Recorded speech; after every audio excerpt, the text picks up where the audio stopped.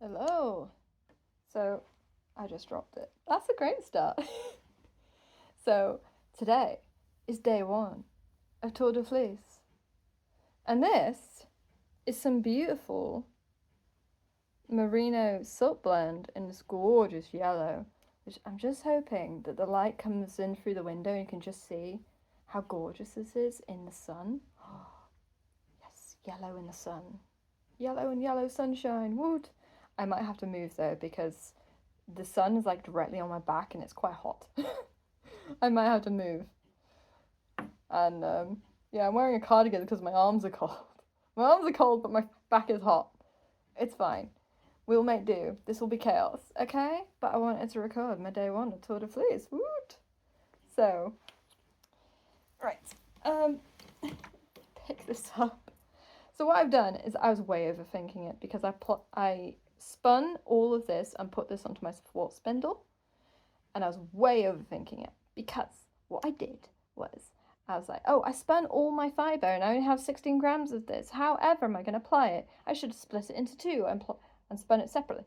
I just caked it up into a little cake. I don't know how to do a plying bracelet, and honestly, this is quite a lot of it, and it's quite thin, so I thought a plying bracelet would be annoying. Maybe. I'm not very good at applying bracelet. I'm not very good at that at all. I'm quite new to spinning. So I've only been doing this for like a year. Right, let me see. To spin, I'd spin it this way. To ply, I go this way. So, yeah, there we go. Oh, those curly cues. Oh, we will survive, I'm sure. With great care and attention. Yeah.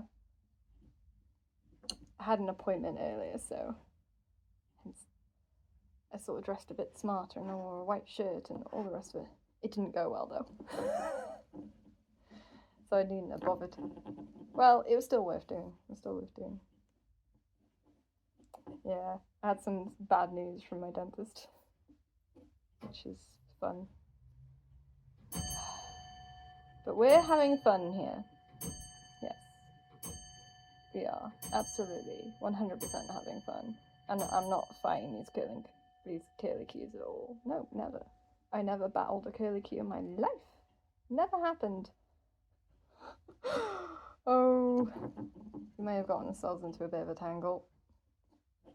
We may have. Oh dear. But the beautiful clock chiming away in the background. Oh, what is that not to like? Beautiful. Beautiful, beautiful. It's gorgeous. Now, what's interesting about that clock? My stepdad bought this off eBay and it was in a non-working condition and then he restored it. Yes, very clever man. He is very clever. And then he very kindly gifted it to me when I moved into this house, which was very nice of him. So this house has a beautiful grandfather clock, which is gorgeous. It's very nice. So yes, I only moved into this house in December or November, and that meant that things are still chaos, very much so. Things are just absolutely everywhere, and I swear, I can't find anything. I have knitting projects I can't find. I have pieces of knitting projects I can't find, which is super strange because normally like I put a single knitting project and it'll be in a bag with all the yarn for it, and normally I'm quite organized in that way. All order just vanished and now I have no idea where anything is. There are some projects that are kind of like easy to find and others not so. And I definitely need some sort of review of all of my whips at some point. Because I tell you what, it's getting a little bit out of hand. The usual things that knitters and spinners and all the rest of it struggle with. Stash and whips. And not all spinners and not all knitters have problems with their stash counts being wildly insane and wildly inflated. And some people don't have problems because they can have a large stash and it'd be fine. You know, not everyone needs a small stash. Not everyone wants a small stash, and that's okay. But in my case, I have limited storage. This house is not large, it's quite small. So I have limited storage, and I want to make the best use of the storage. So for me, having a large stash is a little bit of a problem. If you're wondering what I'm doing, there is a curlicue that absolutely refuses to untangle itself. And we've gotten ourselves into a little bit of a pickle. There we go, you can see it now. This is not going the way I'd hoped. This is a bad start. But I think... Oh, yes. And I have to do it without snapping my singles too. Oh no. Oh. Okay. No. Oh. Kind of.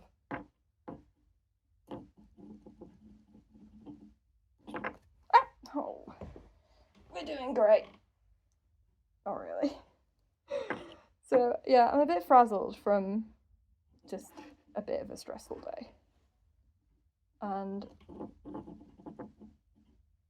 because of that, I'm actually quite looking forward to the fact I've got a day off tomorrow. Even if it involves another dentist appointment. Because tomorrow, I have the hygienist. And the only appointment I could get was in the middle of the day. And it takes me a good 45 minutes to get to and from the dentist. Which means, realistically, that's 3 hours out of my day. So I had to book a day off for it. So, which is honestly fine by me, because I'd quite enjoy a day off tomorrow. Because I feel a bit overwhelmed today. But that is enough said on that. I'm not going to bother you with my stress any longer. No, we are spinning and we are going to relax and enjoy it. Yes. Because stress is contagious, don't you know? Did you know stress was contagious?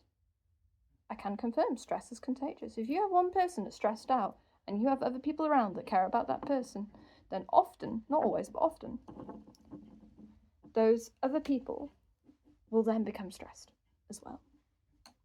It's a thing. Did you know? It's an absolute thing. It exists. It is real. I think we're past the curlicue tangle of doom. I think we're genuinely past this point. So I should speak more about this wool. Yes, this was... I bought a third bobbin for my lazy cape so I could do free ply because I only have 3 bobbins right now. And I bought a third bobbin at the beginning of the year. And then, because I need more fibre, like I need a hole in the head, they sent me, rather kindly, they sent me a sample, as they often do with their customers. They sent me a sample of 16 grams of this Merino silk blend, which is very, very nice, very, very pretty. So I didn't really know what to do with it, because 16 grams is not a lot. Can't do much with that. So what I decided to do was I thought I would take the opportunity to learn how to use this support spindle that I bought with absolutely no plan when I first learned to spin. I bought 2 spindles when I first learned to spin. I bought a drop spindle and I bought this support spindle. I bought them both off Etsy. And then I learned how to drop spindle, and that's what I spent most of my time doing. So I learned all the drop spindling. And for some reason I just had it in my head that, ooh, support spindling, that looks really hard. That looks really difficult. Ooh, however am I going to do it? Well, what I soon found was that actually, if you just look at tutorials on the internet, then there are plenty of resources out there to help you learn. Specifically Reddit. Would you believe Reddit was the most useful place? Because I was spinning like this, and I wasn't getting the flicking motion off the top. Meaning, because I wasn't getting the flicking motion off the top, This was spinning and not applying any spin, no twist into the wool, which means it wasn't spinning properly, and I didn't know what was going on. Reddit fixed it for me. Thank you, Reddit. So yes, Reddit taught me how to support spindle spin. It's not the kind of place I would have expected to teach you to spin, but there's some good subreddits on there, and there's some not so good, but you know, that's just the internet for you. There are places on the internet that are good and some that are less good. How's my plying, by the way? I have never plied on a support spindle before either, so I don't know what I'm doing. How does this look? Will it focus on the... There you go. Maybe. It's not perfect, is it? I'm noticing that it's kind of not... Sometimes it's not spinning. Sometimes it's just one thread is just going round the other in a coil, which is not the intention. So I'm not doing it perfectly, and it's not like consistently spun either. A little slab right there. Slab. Yes, a slab. So it's not perfect. But it's hand spun. It's not going to be perfect. As if I'm not this giant perfectionist that absolutely wants it to be as perfect as possible. I must let go of my perfection because I am learning. I am learning. We're all learning. Yes. Even if we're experts, we're still learning.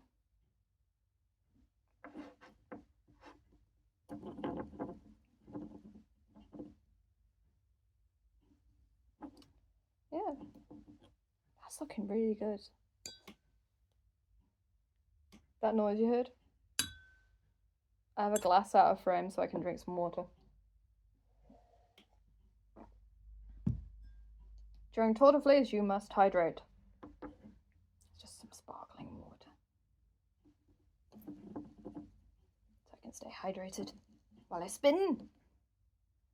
This is really fun. It's something kind of just like relaxing and just like really, you know, I don't feel nearly as stressed now already. And it's been 12 minutes according to my camera. So I already feel better. This is good. I'm not even recording this for you, I'm recording this for me. Which is just as well, really. I kind of just like the idea. For a start, it's so hard to find. Sometimes it's so hard to find like genuine people on the internet that I'm just like, sometimes I'm like, I've been on YouTube a long time, okay? I've had a YouTube account for a very, very long time. Since before Google took over YouTube. So, fly landed on my hand. Yeah, there's flies about because summer. Summer and windows open. It happens.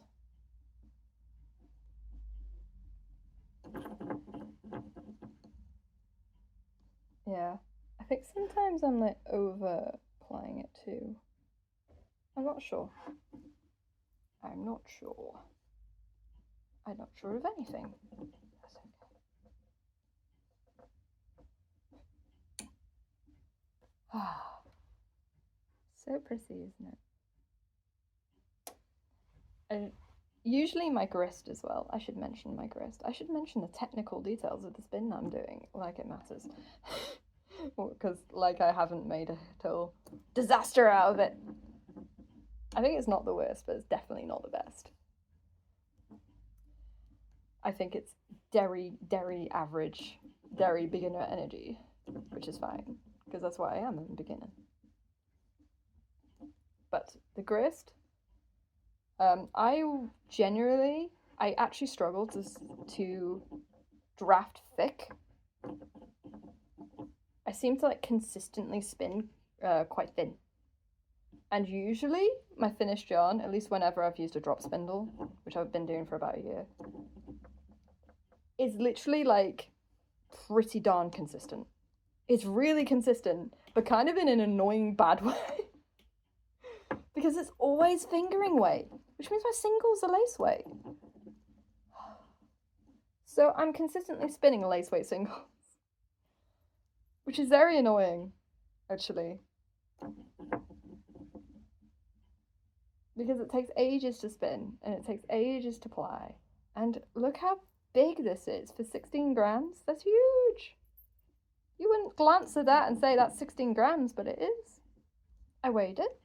I weighed the fibre before I spun it, and it's 16 grams.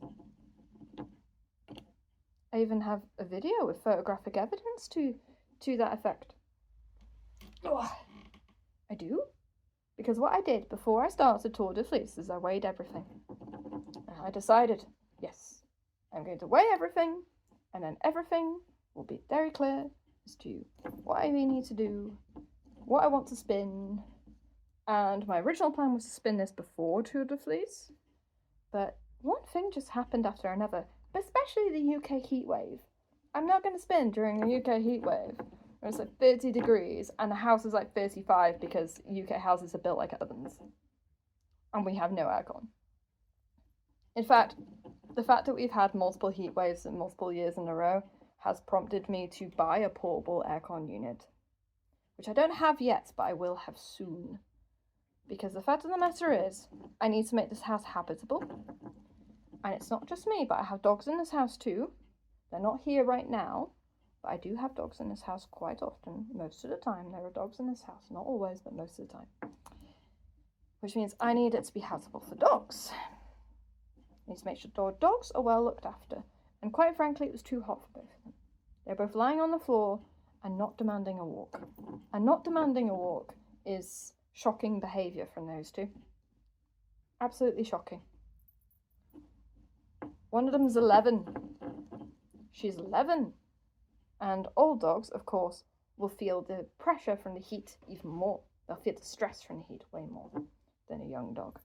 I have an old dog and a young dog.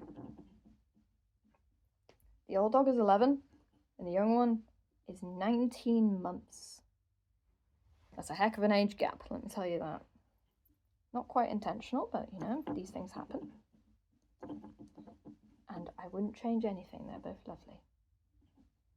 But it does mean that essentially I've got the worst of both worlds when it comes to how they deal with heat, because on one hand you have a puppy, on the other hand, well, I suppose a teenager. On one hand, you have an elderly stateswoman. In both cases, they're not going to cope with the heat. Because puppies tend to not be very sensible. Tend to not be very sensible. And on the other hand, old dogs physically can't cope with heat as well. So you have the worst of two worlds. So, trying to have them in the house last weekend. And you couldn't go outside because outside it was direct sun over the entire garden for most of the day, which meant that you couldn't put them outside because then they'd be in the sun. So, and also the puppy honestly gets up to nuisance when he's left in the garden. So I can't just leave him in the garden. By leaving him in the garden, by the way, I mean leaving the door open to the garden so he has the option to come in and out. Unfortunately, I can't do that with him yet. My back garden is totally secure and everything, and it's got no ability for anyone to go in there, and it's got like high walls and all the rest of it, so it would be the perfect garden to have dogs in and have them be able to come in and out while I sit in the kitchen being, you know, at the doorway into the garden. It'd be perfect for them. I can't do that because he's naughty. And to be honest, I couldn't do that anyway because of the direct sun. There's a variety of things. So it wasn't the easiest weekend with them. And also, I think I was struggling with the heat as well. And because... There we go, sorted. Because I was struggling with the heat as well, that kind of meant that I was just like horizontal on the couch most of the time. Which is not really great for them either. Because they kind of need me to have energy and whatnot. So, I shouldn't really have to justify getting aircon. I should just do it. Any of you who are abroad where aircon is normal, you'd be like, what are you doing? Just get aircon. I'm like, I know, I should, shouldn't I? But genuinely, like, I'd say it's like culturally odd to have aircon in the UK. Hardly anyone has aircon in their houses in the UK. No one I know does. The only people I know who do, actually, I know one person who does, and that is my parents' people, 2 people. They do, and the thing is about that is that they only got it after the heat wave last weekend. They've literally just bought it. And I want to see how they get on with it, because if they get on quite well with it, then I'll buy the same model that they've got. They've got a portable AC unit, and it acts as a dehumidifier as well, and it's got this vent that goes out their window. So they don't have to modify their windows or modify the house. It just goes out the window. And they say they're going to get a ceiling fan for the bedroom as well. So I'm very curious how that goes, because if it goes well for them, I might just do the same thing.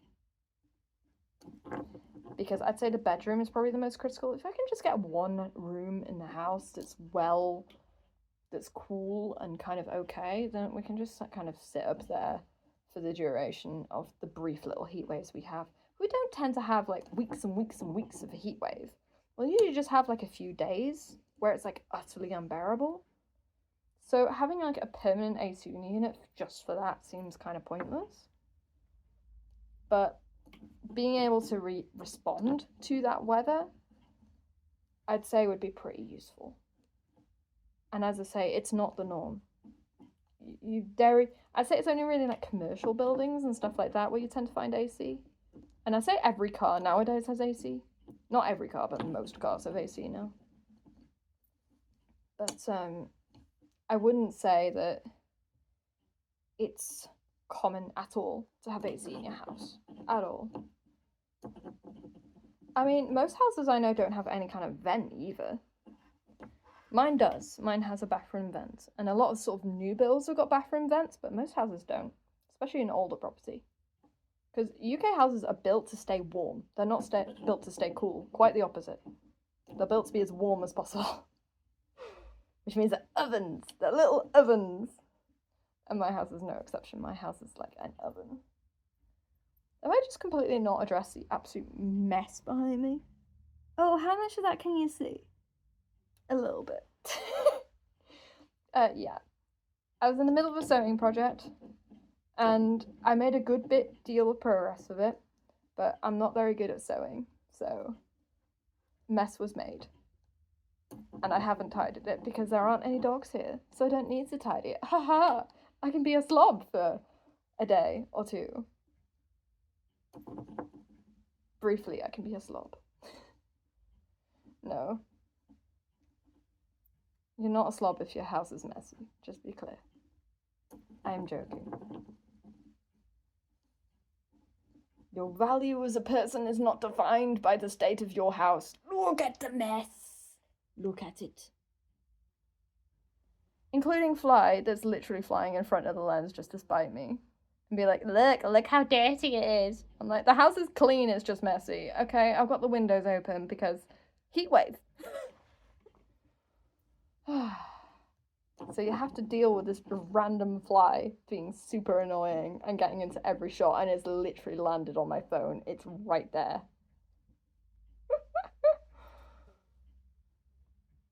This is what it's like, you know?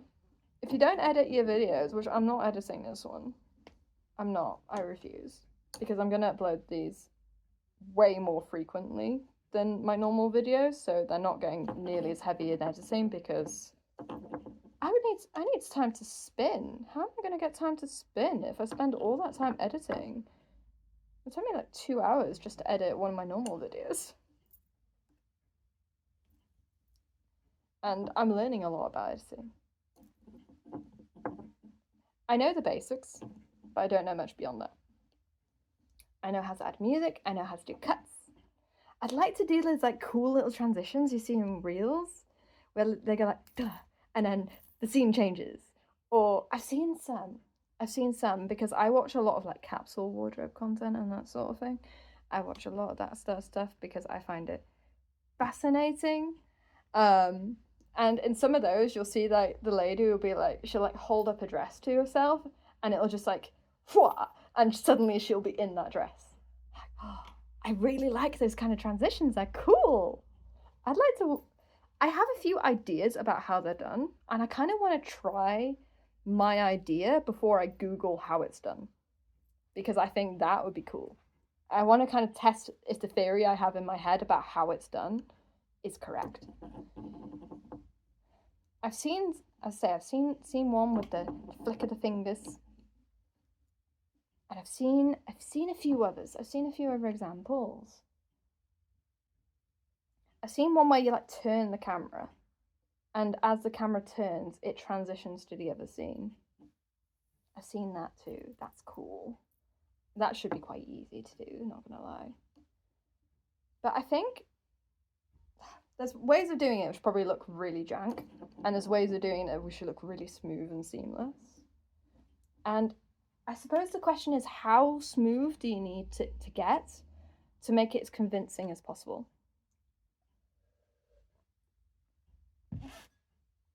Because oftentimes these things aren't about getting it perfect, it's about making the imperfections unnoticeable. And it's like, how far do you need to go in order for the imperfections to be less noticeable? Especially at my stage of editing, because, as I say, I'm not the best editor in the world. But I find this fascinating, especially since I have no formal training in video editing at all. I have formal training in photography, not editing, not video editing. Photo editing, yes. Video editing, no. So everything I learn is just... I hesitate to use the word self-taught, but maybe I'm being a bit pedantic, because I'm learning off real people. Real people, you know, created the tutorials and created the articles and all the rest of it. Those are real people, and I'm learning from them. Those are the people I'm learning from. Is that really self-taught, or is that just learning from a person, but with like an intermediary in between? Like a way of them recording their knowledge without me having to be with them in person. A way of them expending their knowledge without having to draw themselves thin.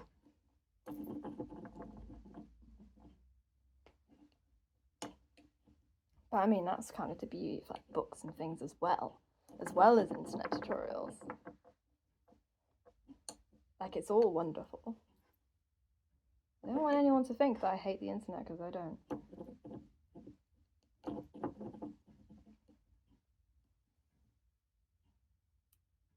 I just don't think that's... Ah!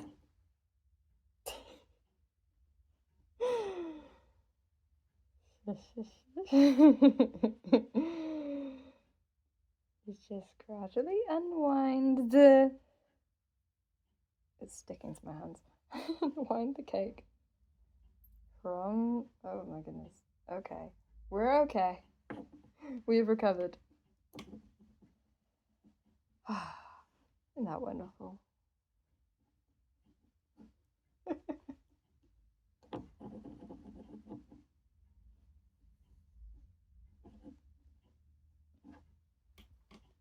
So the slow spinning. I mean, that is what this is, isn't it? Because I have to go slow because it's a spindle. So I came into this feeling stressed, and it forced me to slow down. And it forced me to focus on what I was doing so that I'm no longer stressed. I'm aware of the stress, but I no longer feel stressed. This helped. This helped a lot, not gonna lie. I didn't think it would. I just wanted to sit down and do a video, and I'm like, I'm not gonna let a stressful day stop me. But this has genuinely helped. I feel a lot less stressed now. I feel much more relaxed. I feel like I really needed this, actually. It's not been like that bad. It's not a world-ending day. It's just one of those days where you're a bit like, oh, everything has gone wrong. It's not world-ending. Nothing's really super wrong.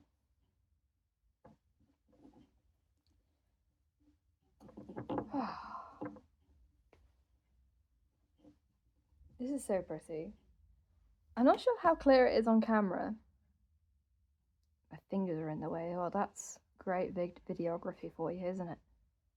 But you can see the little like color variation.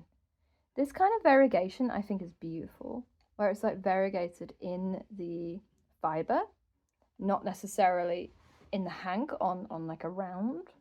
Because the problem when it's dyed in the round on the hank is obviously then you have the issues with colour pooling, don't you? And some people do intentional colour pooling and all the rest of it, but I love this. Because this gives you the variegation, but it's distributed a lot more randomly. I think this will knit up gorgeous. And I don't think I would need to even worry about colour pooling or anything like that with this. Or at least I wouldn't, personally, knitting with this. Oh, this just makes me want to knit with it. It's gorgeous. Yeah, I'm really happy with this, actually. My first ever support spindle spin. I've done drop spindling before, but support spindling? No. I mean, the amount of times I've dropped this and stuff today, I mean, you know, I have all the hallmarks of a beginner. And, you know, the fact I don't know how to do a plying bracelet. So I'm doing this dodgy cake instead and I keep getting curly cues. It tells you everything you need to know about me not being super competent. But, you know, I'm pretty happy with the result, even still. I think this is amazing. You told me 2 years ago that I'd be doing this. No way. No way. I'd be like, ugh, no. Are you kidding? No. Yes, you can do it. Do it. I don't even know what prompted me to start doing it last year. I think it was a few things. I think it was YouTube. Which is, I think, the case with most spinners online, right? I think it was YouTube. Because I watched videos. I watched videos from two people. I watched Mine Walden, and I watched videos from Wool to Gold. I watched those two channels I watched. And I think it was Mine Walden was like, because she has a very similar ethos. We have similar ethoses when it comes to like fashion and fast fashion and focusing on like trying to consume things intentionally and trying to avoid overconsumption. And she loves her natural dyeing, and I've done a little bit of natural dyeing before. Actually, that's what this reminds me of. I've done some natural dyeing with turmeric root. This kind of variegated yellowy color, very similar, very, very similar. This reminds me a lot of when I dyed stuff with turmeric root. That was years ago, and I've used up all that yarn now. I think I used that up. Oh, I don't even remember when I used it up. I do remember I've used it up now. That made a beautiful yellow. It's a turmeric root. I have no idea how light fast or anything it is, but not that bothered.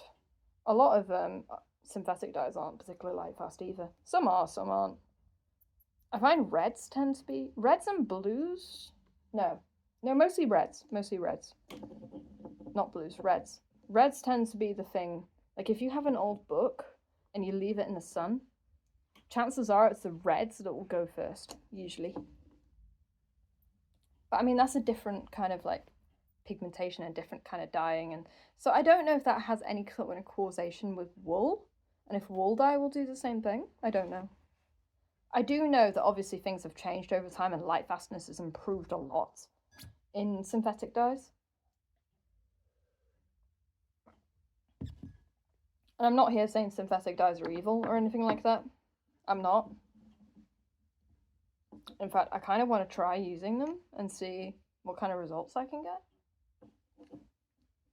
But I really like natural dyeing because I like gardening and stuff like that. I'm a terrible gardener. You should see the state of my garden right now. You'd be like, you like a gardening? Well, your gardener is telling me a different story, mate. And I'm like, yeah, I know. The heat wave like killed half my plants. There's like no amount of watering. And bear in mind I had no energy either. So I couldn't like water it like 3 times a day. I've kind of decided that I need to set up like an irrigation system. Not to like constantly stream out water everywhere all over the place, and definitely not watering the lawn. I do not believe in watering lawns at all, because I'm like, the lawn doesn't need watering. I'm not going to do that ever. I just, no. The lawn can die, I don't care. But like actual plants and stuff, I think need the irrigation.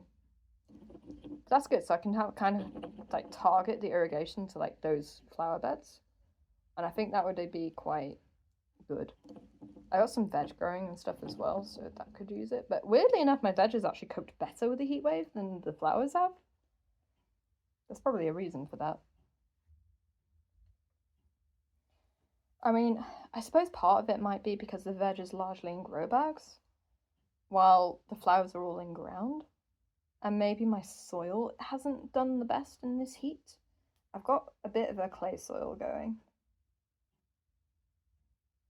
And yes, I've stopped talking. Why have I stopped talking? Why have I stopped talking, you may ask? I just broke one of my singles. What I'm gonna do... I'm just gonna splice those together.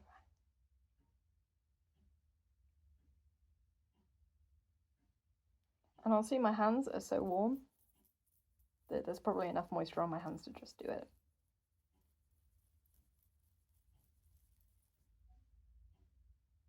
That's probably good enough.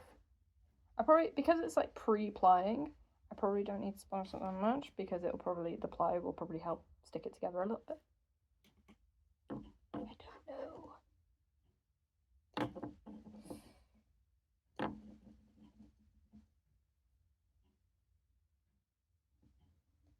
It's okay. It looks a bit messy, but it's okay. I have broke my singles like twice before in this. Mostly trying to undo curly cues. And bear in mind these singles are very thin. Excuse me. You know, sparkling water was a mistake. You're gonna record, don't you, sparkling water? That's silly.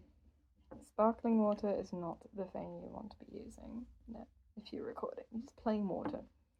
Because you don't want to burp on camera. That's bad. Especially if you're not going to edit it. I'm not going to cut that out. You think I'm going to cut that out? No way.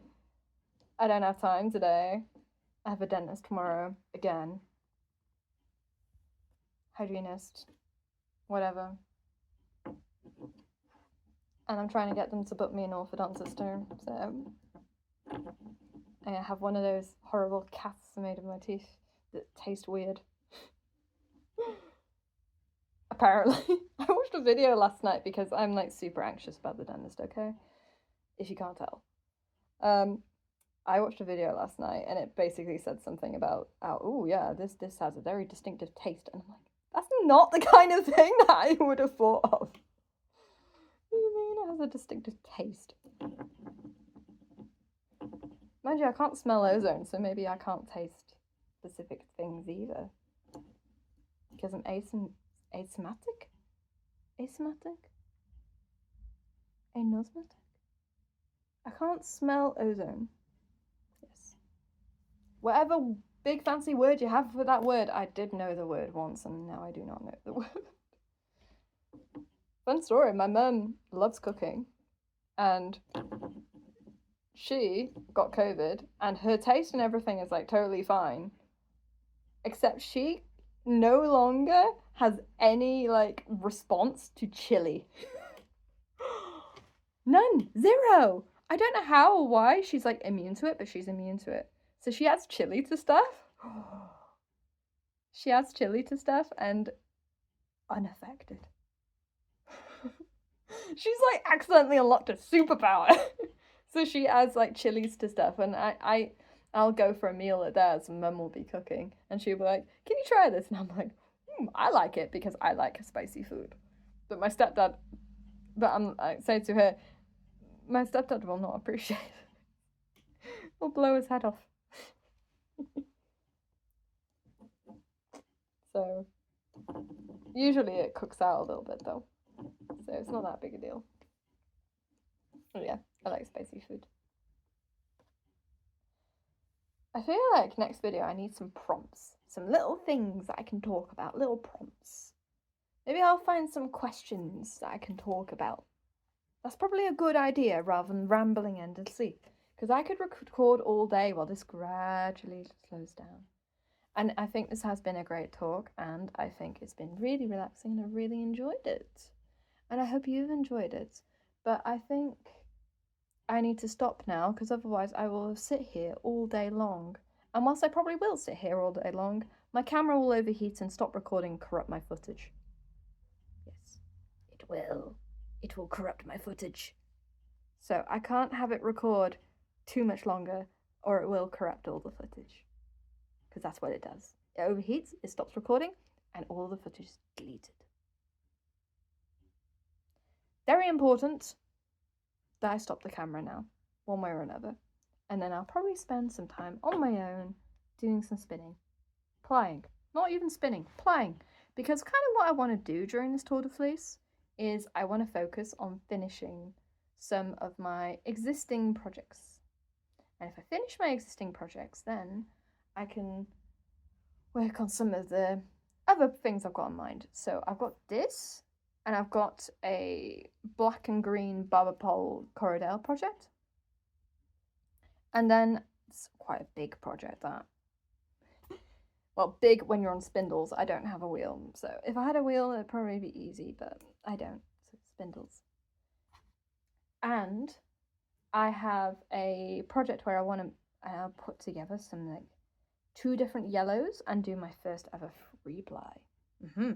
So this Tour de Fleece is full of learnings, because this is the first ever support spindle spun thing. And isn't it beautiful? And I've kind of lost the beautiful light that was on here as well, which is why you can see me more clearly. It's because I'm not being blasted by the sun.